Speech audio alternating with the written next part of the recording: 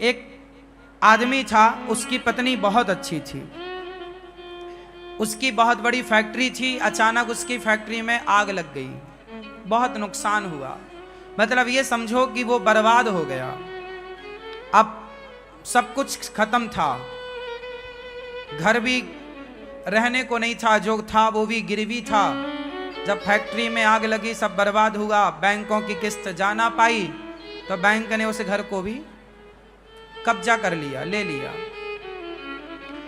दोनों पति पत्नी किराए के घर में आ गए। अच्छा खासा जीवन था, बड़ी लग्जरी जिंदगी थी, पर समय बदलते देर कहां लगती है। उसकी पत्नी और पति दोनों बेचारे किराए के घर में आ गए और पत्नी ने अपने पति से कहा, सुनो, मेरे पास कुछ मेरे आभूषण हैं, मेरा हार, मेरे कान के झुमके, आप वो ले जाओ, उसे बेचकर अपना फिर से कोई काम स्टार्ट करो। पति ने कहा कि नहीं, मैं तुम्हारे जेवर नहीं बेचना चाहता, पर जिद करी पत्नी ने, नहीं आप काम शुरू करो, फिर खड़े होइए, घबराइए मत। उसकी पत्नी ने उसे मोटिवेट किया, बहुत अच्छा एक पत्नी धर्म निभाया। देखो पत्नियां कितना अच्छा काम कर सकती हैं, अपने पति को मोटिवेट कर सकती हैं, अपने पति को गलत राह से लाकर के सही राह में चला सकती हैं, यदि पत्नी समझदार है तो। एक पत्नी से अच्छा मित्र नहीं हो सकता, याद रखिएगा। पत्नी सबसे अच्छी क्या होती है? पति की मित्र होती है, दोस्त होती है। एक पति से अच्छा दोस्त नहीं हो सकता, एक पत्नी से अच्छा दोस्त नहीं हो सकता, एक पत्नी से अच्छा आपका शुभ चिंतक नहीं हो सकता। मां के बाद यदि आपका शुभ चिंतक कोई है तो आपकी पत्नी है। उस पत्नी ने, बेचारी ने अपने सारे आभूषण पति को दिए, जबकि पत्नियां अपने आभूषणों को बहुत प्यार करती हैं, वो अपने पति को भी हाथ नहीं लगाने देती आभूषणों में। लेकिन उस स्त्री ने अपने सारे आभूषण बेच दिए और पति को पैसा दिया कि ये लो आप पैसा, आप अपना काम स्टार्ट करो। उसके पति ने फिर जो फैक्ट्री में नुकसान हुआ, अब उसे फिर छोटे रूप से शुरू किया। अनुभव तो था ही काम का, छोटे रूप से स्टार्ट किया, करते करते करते वो बहुत बड़ा उद्योगपति हो गया। फिर करोड़ों की संपत्ति उसने जोड़ी, फिर बड़ा कारोबार, जितना नुकसान हुआ उससे कई गुना अब उसे प्रॉफिट हो गया। बहुत समय बीत गया। एक दिन उसने क्या देखा कि उसके जो स्टाफ है, काम करने वाले लोग, कार्यकर्ता, एक लड़की, एक सुंदर सी लड़की इंटरव्यू देने आई और वो इंटरव्यू दे करके पास हो गई। अब वो लड़की वहां पे उस फैक्ट्री के मालिक के आसपास वो लड़की रहने लग गई, काम करती। वो काम धाम तो कुछ करती नहीं, बस अपने उस फैक्ट्री के मालिक को घूरती रहती। वो आई ही थी एक अलग उद्देश्य से। आपको पता है आजकल मार्केट में इन चीजों से बचना चाहिए। आजकल लूटने का, आपको बर्बाद करने का षड्यंत्र बहुत बड़ा हो सकता है, आपकी समझ से परे हो सकता है। अब वो आदमी जो था फैक्ट्री का मालिक, जो बढ़िया कमा खा रहा था, खुश था, 100-200 लोगों की दाल रोटी उसकी फैक्ट्री से चल रही थी, सब चल रहा था ठीक। तभी वो लड़की उसके यहाँ काम में आई और बस, बहुत सुंदर तो थी ही वो दिन भर उसी को देखती, और पुरुष वो आदमी भी उसमें धीरे धीरे आकर्षित होने लगा। एक दिन ऐसा आया, दोनों कॉफी में चले गए, अर्थात कॉफी पी रहे हैं, साथ में चाय पी रहे हैं, साथ में रहने लग गए। ऐसा करते करते वो लड़की इतने करीब आ गई उस फैक्ट्री के मालिक के उस लड़की ने कहा कि अब अपन शादी कर लेते हैं। दोनों में बड़ा, आज की भाषा में प्यार व्यार हो गया, इलू इलू हो गया दोनों का। दोनों साथ में रहने लग गए। उसके पति ने, मतलब वो फैक्ट्री के मालिक ने बोला कि मैं तुमसे शादी नहीं कर सकता क्योंकि मेरी पत्नी ऑलरेडी है, मैं शादीशुदा हूं। उसने कहा कोई फर्क नहीं पड़ता, तुम अपनी पत्नी को तलाक दे दो। अब इस लड़के ने इस तरह से चंगुल में फंसा लिया कि इसने बोला कि शादी कर लो। इसने भी बोला ठीक है, आज मैं अपनी पत्नी से बोलूंगा कि मैं तुम्हें तलाक देना चाहता हूं। जबकि कोई लड़ाई नहीं, कोई झगड़ा नहीं, पत्नी तो अच्छी थी। अच्छा, एक दिन पत्नी के पेट में दर्द हुआ। संयोग देखिएगा कि जिस दिन पति ये कहने वाला था कि मैं तुम्हें तलाक देना चाहता हूं, उसी दिन पत्नी के पेट में दर्द हुआ। तो वो बगल के डॉक्टर के पास दिखाने चली गई और जब वहां पर चेकअप हुआ उसका, तो डॉक्टर ने बताया कि आपको तो ब्लड कैंसर है। उस स्त्री को क्या निकला? कैंसर। डॉक्टर ने बताया कि 7 दिन बाद आपकी मृत्यु हो जाएगी, इसका कोई इलाज नहीं है। अब वो बेचारी पत्नी,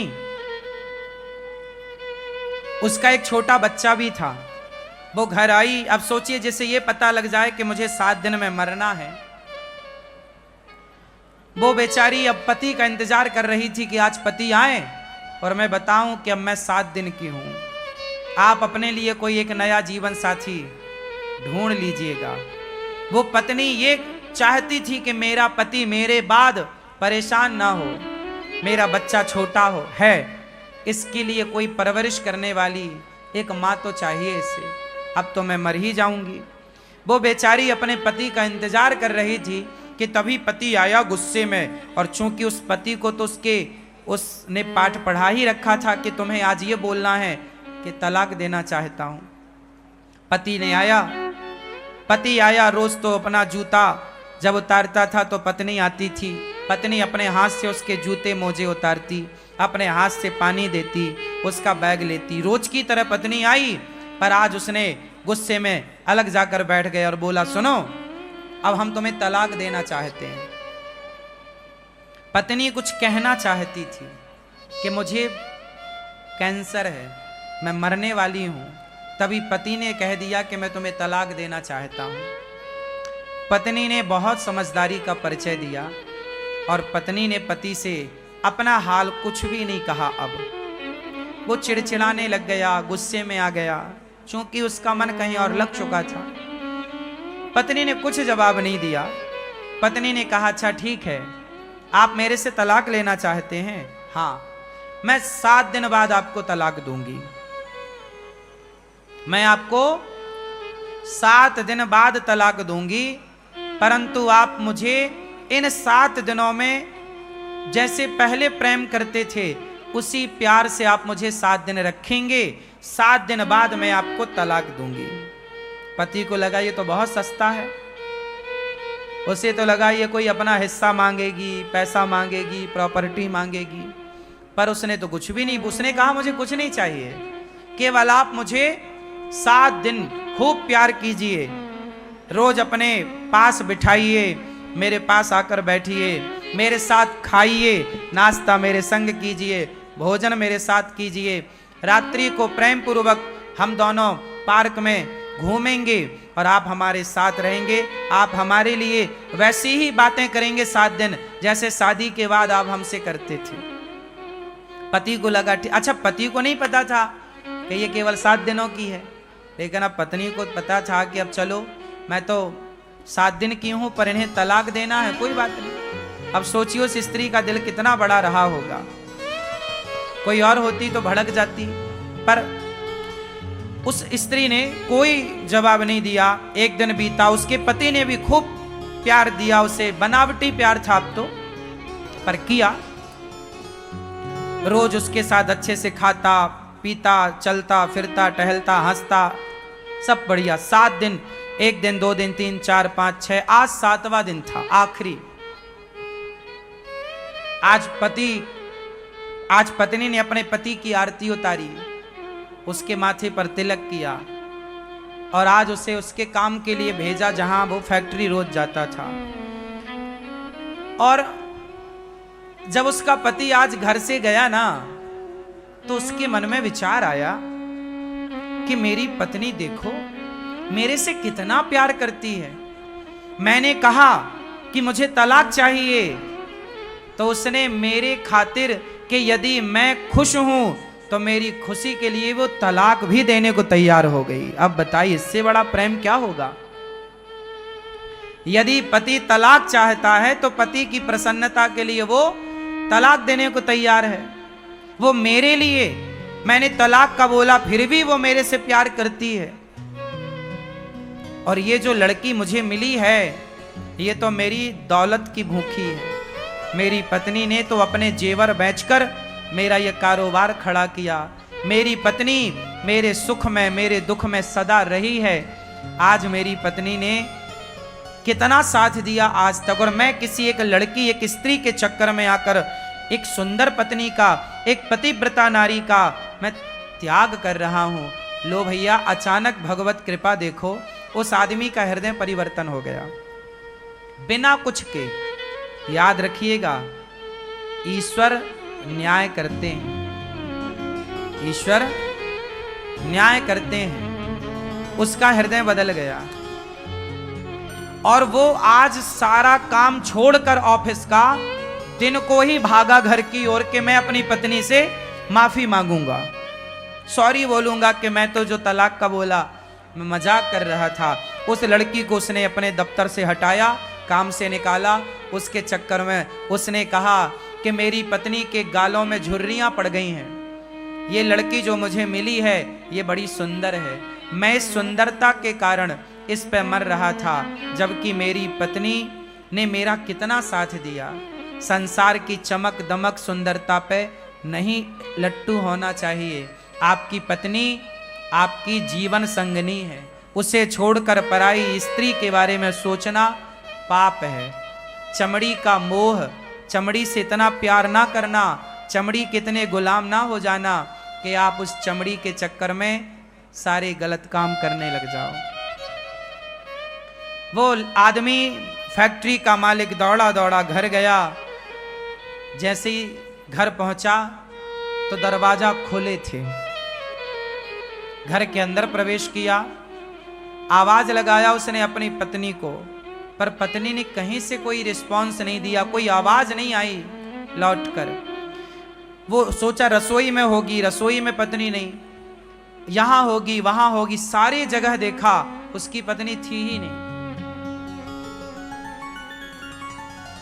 तब वो अपनी पत्नी के कमरे में गया ऊपर, और जब कमरे में जाकर देखा तो उसकी पत्नी बिस्तर पर पड़ी हुई थी और बगल में एक कागज था। वो कागज में कुछ लिखा था। वो पत्नी को जगाया, अरे देखो मैं आ गया, भाग्यवान सुनो, मैं तो तुमसे मजाक कर रहा था, मुझे माफ कर दो, सॉरी। वो बहुत बोलता जा रहा, पर पत्नी तो सुनने को तैयार नहीं, वो तो बिस्तर में पड़ी। वो पड़ी क्या थी? वो मर चुकी थी, लेकिन मरने के पहले उसने एक पत्र लिखा था अपने पति के लिए। अब उस कागज में क्या लिखा? अब ये पति उस कागज तक पहुंचा और पढ़ने लगा, और जब पढ़ा तो उसमें पत्नी ने लिखा था, मेरे पति परमेश्वर, मैं भगवान से प्रार्थना करती हूं कि हर जन्म में मुझे आप जैसा पति मिले। मेरे पति परमेश्वर, आप जैसा पति पाकर मैं बहुत खुश हूं। मुझे आपसे और भगवान से कोई शिकायत नहीं है। आपकी खुशी थी, आप मेरे से तलाक चाह रहे थे, मैं चाहती तो आपको तलाक उसी दिन देती, लेकिन जब आप तलाक लेते मेरे से, तो जो हमारा छोटा सा बालक है, बच्चा है, जब वो ये देखता कि मेरे पिताजी मेरी माँ से तलाक लेना चाहते हैं, तो मेरे बच्चे के संस्कार बिगड़ते और मेरा बालक बड़ा होकर वो आपका शत्रु बन जाता कि मेरे पिता ने मेरी माँ को छोड़ा था। तो कहीं मेरे बच्चे के अंदर आपके प्रति कोई शत्रु भाव पैदा ना हो जाए, इसलिए मैंने आपको तलाक नहीं दिया। जिस दिन आपने मुझे तलाक का बोला, उसी दिन मैं डॉक्टर के यहाँ गई थी। उसने मुझे चेकअप करके बताया कि मुझे ब्लड कैंसर था, मैं 7 दिन बाद मरने ही वाली थी। मुझे लगा कोई बात नहीं, आपको भी तलाक चाहिए, तो मैंने सोचा कि 7 दिन बाद तलाक दूंगी, 7 दिन बाद तो मैं सदा के लिए चली जाऊंगी। आपका जिससे मन करे आप विवाह करके अपना घर बसाइएगा, बच्चे के संस्कार ना बिगड़े, इसलिए मैंने आपको कोई जवाब नहीं दिया।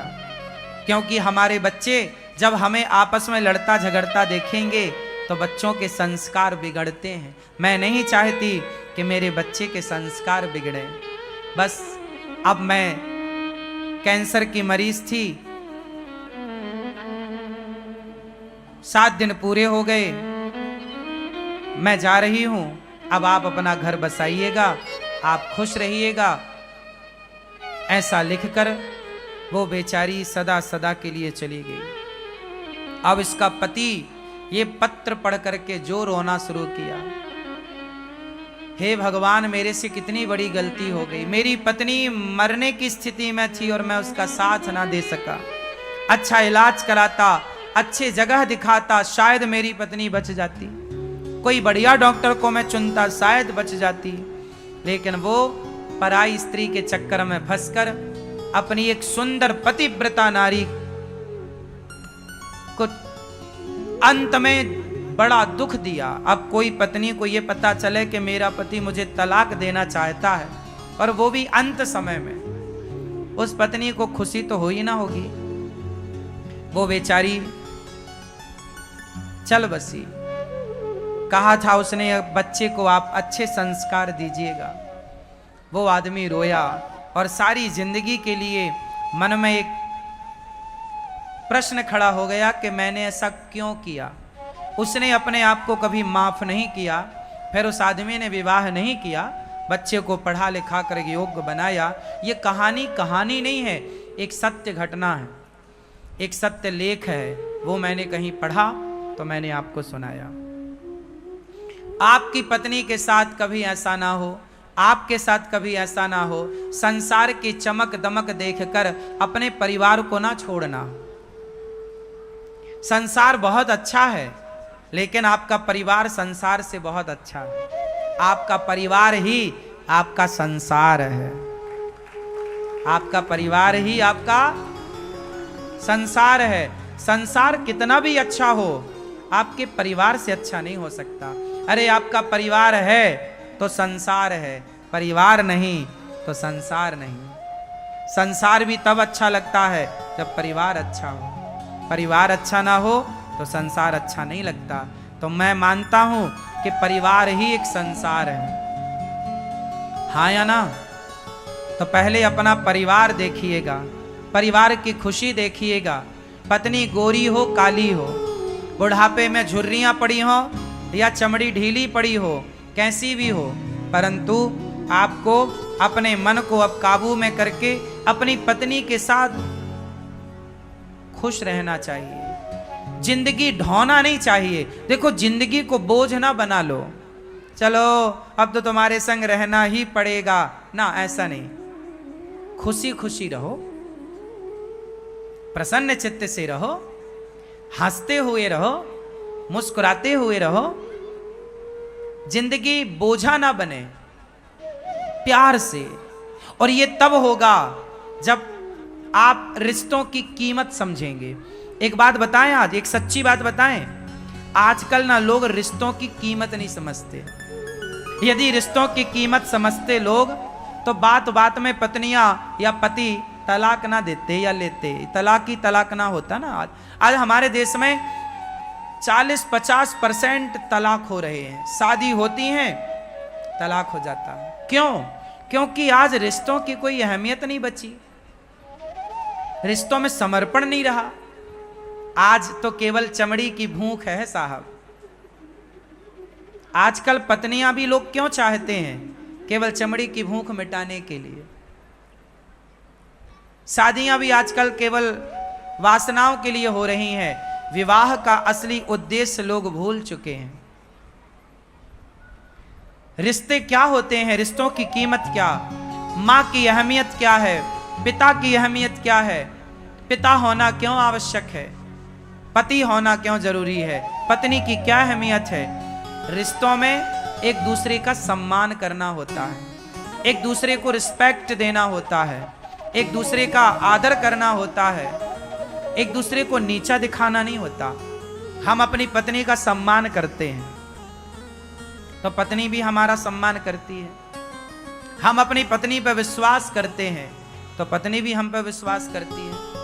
हम अपनी पत्नी को अच्छे से बात करते हैं तो वो भी हमसे अच्छे से बात करती है। हम अपनी पत्नी से कुछ चाहते नहीं हैं तो वो भी हमसे कुछ नहीं चाहती। रिश्तों में चाह ना हो, हमें आपसे कुछ चाहिए, आपको हमसे कुछ चाहिए, तो ये तो व्यापार हो गया। और रिश्तों में व्यापार थोड़ी चलता है, प्यार हो। क्या हो? एक दूसरे का ख्याल हो। हम आपका ख्याल रखें, आप हमारा ख्याल रखें। सोचिए, रिश्ते इतने महत्वपूर्ण हैं कि भगवान भी आते हैं संसार में तो रिश्तों में रहते हैं। हाँ या ना? भगवान राम आए, भगवान कृष्ण आए तो वो भी रिश्तों में रहे। हाँ या ना? राम की 3 माँ हैं। 3 माँ में एक सौतेली माँ ने बोला कि राम तुम वनवास जाओ, मेरा बेटा राजा बनेगा। तो राम अपने रिश्तों को इस तरह निभाते हैं कि माँ भले सौतेली माँ हो पर है तो माँ। उस सौतेली का भी आदर किया और माँ के कहने से वनवास चल पड़े। कौन बेटा जाएगा सौतेली माँ के कहने से वनवास? ये रिश्तों का सम्मान ही तो किया राम ने। माँ की बात तो मानी। पत्नी ने जिद करी कि मैं आपके साथ वनवास चलूंगी, समझाया कि बहुत कष्ट होगा, जिद करी, पत्नी का साथ नहीं छोड़ा राम ने। जंगल गए तो पत्नी को साथ लेकर गए। पत्नी आपकी जिम्मेदारी है, याद रखिए। जितने पुरुष बैठे हैं ध्यान से सुने, आपकी पत्नी आपकी जिम्मेदारी है। आपकी पत्नी आपके पिता और आपकी माँ की जिम्मेदारी नहीं है, आपकी जिम्मेदारी है। जहां आप रहिए वहां अपनी पत्नी को रखिए, और जहां मां रहे वहां आप रहिए, जहां पिता रहे वहां आप रहिए।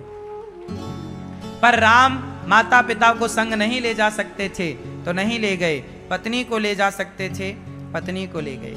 राम पत्नी को लेकर गए और पत्नी को एक रावण नाम का दुष्ट व्यक्ति चुरा कर ले गया। तो अपनी पत्नी के लिए राम ने जंगल में एक सेना तैयार कर ली, बिना खंबे का सेतु बना लिया। किसके लिए? बोलो। राम की शत्रुता रावण से नहीं थी। राम रावण को शत्रु नहीं मानते थे। राम ने रावण को इसलिए नहीं मारा कि तुमने मेरी पत्नी का अपहरण कर लिया। राम ने रावण को इसलिए मारा कि रावण भक्तों पर अत्याचार करता था। साथ ही रावण ने वो काम किया जो उसे नहीं करना चाहिए। कौन सा काम? एक स्त्री को उसकी मर्जी के खिलाफ उसके साथ व्यवहार करना, यह राम को मंजूर नहीं था। अपनी पत्नी को सम्मान के साथ वापस लाए राम। रावण को मारकर नारी के लिए, अपनी पत्नी के लिए रावण जैसी ताकत से लड़ना पड़ा तो राम जी लड़े हैं। किसके लिए? पत्नी के लिए। राम की 2 जिम्मेदारी थी, एक पत्नी और एक भक्त। भक्त विभीषण को लात मार के निकाला रावण ने, राम ने नाश कर दिया। इसलिए पत्नी का आदर करिए।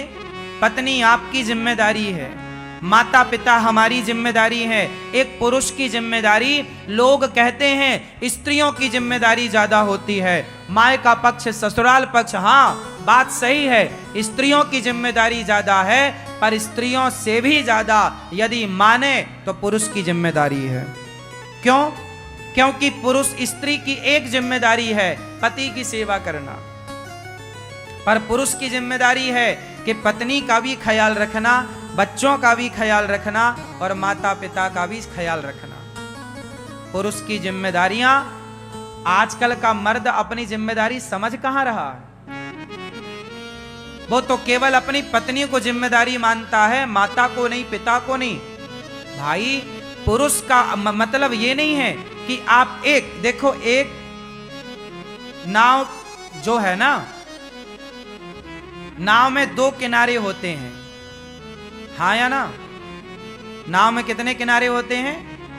दो, और नदी में भी दो, और समुद्र में भी दो, दो किनारे होते हैं। ऐसे गृहस्थी की नौका में दो किनारे हैं, एक पत्नी पुत्र किनारा है, एक माता पिता वो किनारा है। यदि पत्नी की माता को, पत्नी के पिता को कोई दिक्कत है तो मैं उनका सपोर्ट करूंगा, और मेरे जन्म देने वाले माँ बाप को दिक्कत है, कोई कष्ट है तो मैं उनका सपोर्ट करूंगा। मतलब गृहस्थी में ये दो किनारे हैं, एक पत्नी पक्ष, एक आपकी माँ पक्ष।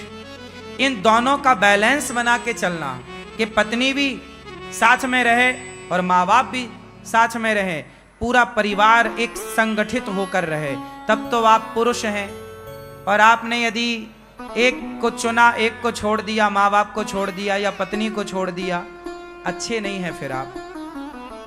पुरुष की जिम्मेदारी है पूरा परिवार संगठित रहे।